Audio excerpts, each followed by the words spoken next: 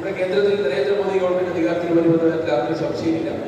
അതുകൊണ്ട് തന്നെ നമുക്ക് നമ്മുടെ പാർട്ടിയിലെ പ്രവർത്തനങ്ങൾ കൂടുതൽ ഊർജ്ജസ്വലമായി മുന്നോട്ട് പോകുന്നതിൽ യാതൊരു ബുദ്ധിമുട്ടും നമുക്ക് ഇല്ല.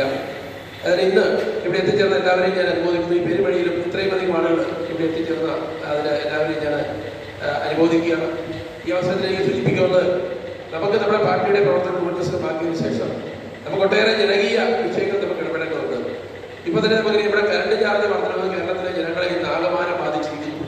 ആ കറണ്ട് ചാർജ് വർദ്ധനവ് വലിയ ഭീകരമായ ചാർജാണ് നമുക്ക് ഉണ്ടായിരിക്കുന്നത്.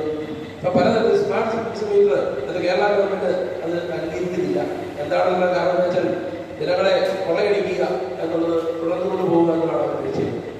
അതുപോലെ മീറ്റർ സംവിധാനം നമ്മുടെ ബില്ലിംഗ് ഓരോ മാസവും ബില്ല് ക്രമീകരിക്കുകയാണെങ്കിൽ നമുക്കറിയാം നമുക്ക് കറണ്ട് ചാർജിന് ഒട്ടേറെ അല്ലെങ്കിൽ കുറവുണ്ടാവും. പക്ഷെ അതൊന്നും ഗവൺമെന്റ് തയ്യാറാകുന്നില്ല. എങ്ങനെയും ജനങ്ങളെ കൊള്ളയടിച്ച് ഇവിടെ ഭരണം നടത്തുക എന്നുള്ള ഒരു നയമാണ് എന്ന് പിണറായി ഈ സർക്കാരിന്റെ നടത്തിക്കൊണ്ടിരിക്കുന്നത്. നമുക്കറിയാം ഇവിടെ ക്ഷേമ പെൻഷൻ ഉൾപ്പെടെ എല്ലാം ഇപ്പോൾ മുടങ്ങിയിരിക്കുന്നു.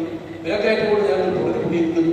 കാർഷിക വിളകളുടെ വില തകർച്ച കൊണ്ട് ജനങ്ങൾ ആകെപ്പാടെ ബുദ്ധിമുട്ടായിരിക്കുന്നു. നമുക്കറിയാം അവരുടെ 250 രൂപ തറവില പ്രഖ്യാപിക്കുമെന്ന് പറഞ്ഞുകൊണ്ടാണ് രണ്ടാം പിണറായി സർക്കാരിന്റെ അധികാരം വന്നത്. പക്ഷെ അതൊന്നും പ്രായോഗികമാക്കുവാൻ അവർക്ക് സാധിച്ചില്ല.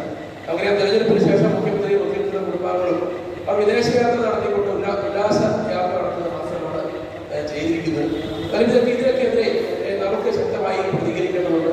പ്രതികരിക്കുവാൻ കൂടുതൽ കരുത്തോടുകൂടി കേരള കോൺഗ്രസിനെ ശക്തിപ്പെടുത്തിയതിനു ശേഷമാണ് നമുക്ക് പ്രതികരണത്തിലേക്ക് നമുക്ക് ശക്തമായി നമുക്ക് ചെയ്യാൻ സാധിക്കുമെന്നാണ് ഞാൻ കരുതുന്നത്.